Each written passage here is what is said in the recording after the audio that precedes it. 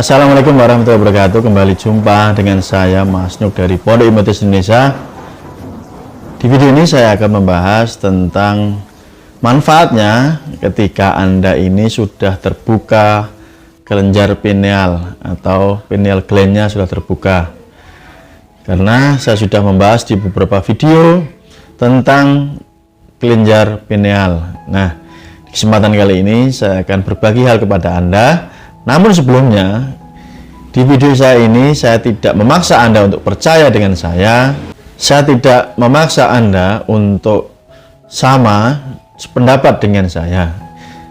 Intinya silakan Anda menggunakan kemampuan berpikir Anda sendiri, menggunakan nalar Anda sendiri untuk menanggapi video ini. Jadi di sini bebas saja sesuai dengan kadar pengetahuan masing-masing, karena setiap orang mempunyai tingkat pemahaman yang sangat berbeda.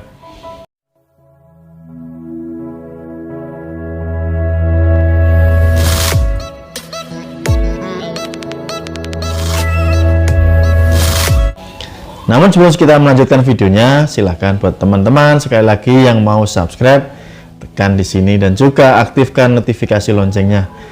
Dan juga buat Anda yang ingin mengikuti program pelatihan, Anda bisa mengontak nomor WA yang ada di kolom video ini atau di deskripsi di bawah video, ataupun Anda yang ingin membeli ebook kitab Mahir Hipnotis, ya silahkan Anda hubungi saja.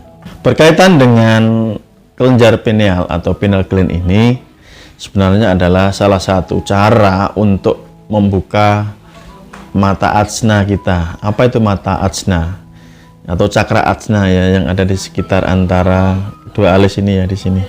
Nah, orang menyebutnya ini sebagai mata ketiga. Istilahnya banyak sekali. Yang perlu Anda ketahui bahwa saat seseorang sudah terbuka area di cakra ajnanya ini, maka dia akan bisa menggunakannya lebih peka lagi. Kalau keadaan normal, manusia ini menggunakan penglihatan dengan kedua matanya. Nah, dengan cara terbukanya cakra ajna melalui kelenjar pineal gland tadi, seseorang bisa melihat apa yang tidak bisa dilihat oleh kedua mata fisiknya. Oke. Lalu selanjutnya, apakah manfaat yang didapat ketika cakra ajna ini sudah terbuka? Beberapa orang menganggap bahwa ini adalah kemampuan spiritual atau indera keenamnya, sehingga bisa melihat penampakan, ya, makhluk-makhluk gaib yang lain. Bagi saya itu tidak sangatlah penting, ya. Yang terpenting bagi saya mengkajinya secara ilmiah bahwa ketahuilah semesta raya ini adalah sebuah memori, ya, atau rekaman. Apapun yang terjadi di masa lampau ini, kejadiannya sudah tidak ada, tapi rekamannya masih membekas, ya, di semesta ini berupa data atau informasi yang ada di semesta raya. Dengan kemampuan Anda, ketika mata ajna Anda ini terbuka, maka Anda akan mudah menyerap informasi yang berupa rekaman di alam semesta tadi. Loh, apakah benar semesta ini adalah berupa rekaman-rekaman yang bisa di-download, ya, kalau bahasa sekarang, atau bisa diputar kembali? Jawabannya sangat mudah, tentu saja sangat bisa, ya teman-teman. Anda punya handphone kan kalau menonton video ini, otomatis di situ Anda mungkin menancapkan yang namanya SID card, memory card, ya. Bentuk fisiknya apa sih memory card itu? Itu kan hanya berupa benda, ya, hitam kecil gitu. Orang melihat fisiknya, ya, seperti itu, lempengan kecil tipis, ya. Tapi jika dimasukkan ke sebuah smartphone, maka SID card tersebut bisa membaca, ya, terbaca informasi apapun, entah itu berupa gambar, berupa video atau audio, semuanya ada. Bahkan ada tulisan-tulisan, file-file, ya, paham, ya, bisa terbaca. Jadi menurut saya fungsi dari terbukanya cakra ajna ini adalah mirip handphone ya, smartphone. Dia bisa membaca atau alat untuk membaca informasi, rekaman-rekaman atau file-file yang ada di semesta raya ini. Orang-orang kuno yang melakukan laku ya dengan cara bermeditasi, bertapa, wirid, tirakat dan lain-lain, maka beliau ini mendapatkan yang namanya, kalau orang Jawa mengatakan waskito ya, waskito. Apa itu? Ya, kemampuan yang sangat mumpuni, bijaksana berdasarkan informasi dari semesta. Demikian besar manfaatnya sehingga Anda ketika sudah terbukanya mata ajna Anda ini, Anda bisa menggunakan ini untuk kepentingan hidup Anda. Anda sadar tidak, misalkan ada anak Anda atau anak kecil ya, baru umur 1 tahun, 2 tahun, 3 tahun, ini kan masih menggunakan daya imajinasinya sangat kuat ya.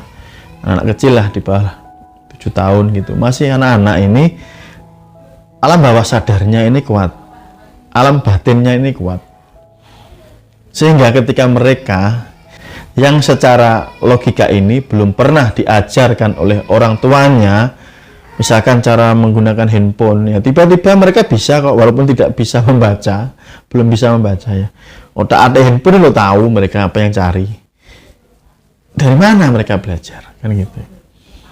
Padahal tidak diajarkan secara khusus. Nyadar nggak, mereka punya kemampuan mendownload informasi di semesta melalui bawah sadarnya. Terus ada lagi yang bertanya, Mas Nuk kemarin kan ngupload nih, ada seorang murid yang bisa menarik benda pusaka. Nah, kenapa Mas Nuk tidak mempraktekkan sendiri? Saya jawab di video ini bahwa secara khusus saya tidak mengajarkan ya, karena secara pribadi memang saya tidak tertarik untuk menarik benda-benda seperti itu ya, tidak tertarik. Tetapi jika orang yang saya ajarkan ini mengembangkan sendiri kemampuannya, ini adalah bonus buat dia ya. Saya tidak mengajarkan khusus, itu hanya soal hobi saja, silahkanlah, bukan urusan saya pribadi, itu urusan masing-masing, tentang kesukaan ya, tentang hobi.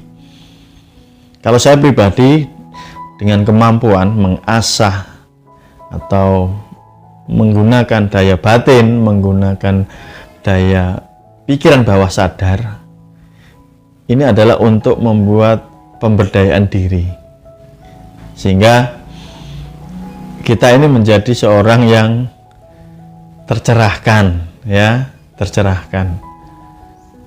Artinya dengan kita mampu menyerap informasi-informasi di semesta raya ini, kita ini menjadi lebih bijak dalam mensikapi hidup. Sekali lagi, ini pandangan saya pribadi. Setiap Anda yang menonton video ini punya pandangan sendiri-sendiri, punya pola pikir sendiri. Jadi saya tidak pernah memaksa Anda harus cocok, harus sama dengan apa yang saya bicarakan ini. Mirip ketika orang berbicara tentang ilmu hipnotis, di Indonesia saja ini masih banyak yang menganggap ilmu hipnotis ini masih menggunakan kekuatan mistik, menggunakan bangsa jin ya, demit, kodam dan lain-lain. Nah, apakah itu artinya mereka harus sama sepemikiran dengan saya sebagai seorang guru hipnotis? Tentu saja tidak. Terserah. Ya sesuai dengan kadar pemikiran masing-masing. Ya, kalau lebih jelas lagi ya sesuai dengan daya tampung otaknya masing-masing. Oke, kalau mereka masih berpikir seperti itu ya silahkan, monggo, itu bebas ya. Tapi bagi Anda yang sudah belajar dan sudah mempraktekkan, saya yakin ya 1000% Anda sepakat bahwa hipnotis tidak menggunakan hal-hal yang demikian, sangat ilmiah dan mudah dipelajari. Buktinya Anda pun bisa tanpa melakukan ritual-ritual yang nyeleneh dan mengandung unsur-unsur yang mistik ya. Ini faktanya. Saat Anda sudah belajar tentang ilmu hipnotis, apa sih tujuannya? Masyarakat umum menganggap hipnotis ini, ada yang mengatakan adalah ilmu untuk kejahatan ya, untuk mengambil barang orang lain. Ya silahkan, namanya juga otak manusia itu berbeda-beda, kadar pikirannya juga beda-beda. Meskipun mereka yang bicara seperti itu ya tidak bisa ilmu hipnotis dan tidak pernah belajar hipnotis, mereka hanya kowar-kowar ngomong asalan jeplak tanpa keilmuan sama sekali. Meskipun faktanya mungkin saya sudah berbusa-busa di channel ini mengatakan manfaat ketika Anda belajar ilmu hipnotis, cara kerja hipnotis, apakah bisa untuk kejahatan dan sebagainya. Saya sudah menerangkan banyak di channel ini ya, di video-video ini. Tetapi kan saya tidak bisa merubah semua pikiran orang-orang atau manusia, tidak semuanya harus sepakat. Silahkan, orang bebas memilih. Ini zamannya zaman demokrasi, zaman merdeka.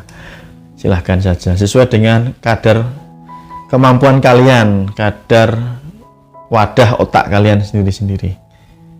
Ya silahkan saja. Misalkan saya ketemu anak kecil nih, anak SD dah, atau anak TK umur 5-6 tahun. Nah, anak TK ini mengatakan bahwa matahari ini bergerak, berputar ya. Karena yang bergerak adalah, menurut pandangan mereka, adalah matahari yang bergerak mengelilingi bumi. Matahari yang bergerak, bumi yang diam. Walaupun saya menjelaskan ke anak tersebut yang masih kecil, sampai busa saya busa-busa sebanyak buih di lautan, ya mereka tidak akan percaya. Kadar pemikirannya, nyampainya baru tahu bahwa mataharilah yang bergerak. Kalau Anda yang dewasa menonton video ini ya, kalau Anda mengatakan matahari yang bergerak, ya perlu diperiksa otak Anda kan. Berarti yang benar kan, buminya yang bergerak, matahari yang diam ya. Rotasinya adalah bumi yang berputar, matahari yang stay atau diam. Ini kajian secara orang dewasa, secara ilmiah, dengan data yang empiris. Tapi kalau anak-anak kan membacanya berbeda. Mataharinya yang bergerak, buminya yang diam. Nah, kalau Anda mau meyakinkan anak-anak bahwa bumilah yang bergerak, mereka ya akan menolak. Karena yang mereka lihat dengan mata mereka, matahari yang bergerak dari timur ke barat tiap hari. Dan mereka tidak merasakan bumi ini bergerak, karena mereka ketika duduk, ketika berjalan, tidak goyang. Kalau bergerak logikanya seperti bola ini kan, bola ini bulat ya. Ini kan pasti oleng ya. Mereka tidak merasakan. Jadi jangan paksakan keyakinan Anda, jangan paksakan pengetahuan Anda kepada orang yang memang kadar pengetahuannya berbeda.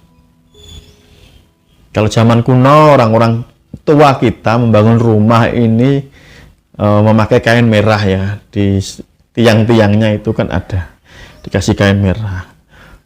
Kalau orang sekarang, wah itu syirik, itu musyrik ya. Orang-orang kuno dulu seperti itu, mungkin sampai sekarang. Kemudian dikasih cat ya, putih, pakai apa? Gamping ya. Kalau zaman dulu bukan cat tapi gamping. Tahu nggak sih sejarahnya? Itu terjadi karena zaman dulu, zaman penjajahan, zaman Belanda. Orang-orang leluhur kita ini luar biasa pinternya bagaimana menanamkan semangat nasionalisme kepada rakyat, kepada orang-orang kita. Dengan cara apa? Memasang kain merah ya, dan dicat dengan gamping warna putih.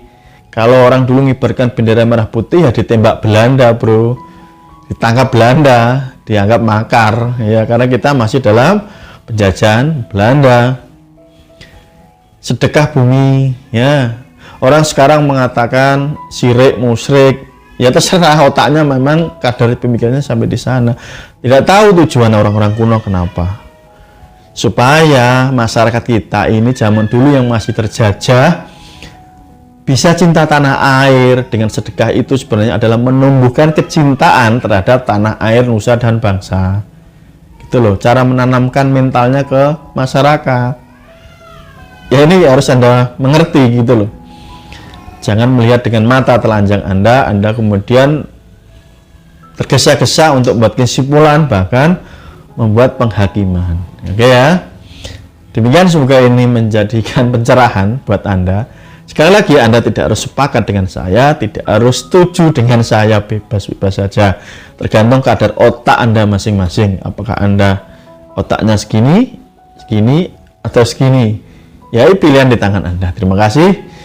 Sampai jumpa di video berikutnya. Salam hormat dari saya Mas Nuk. Salam hipnosa. Assalamualaikum warahmatullahi wabarakatuh. Tetap semangat dan selalu tersenyum.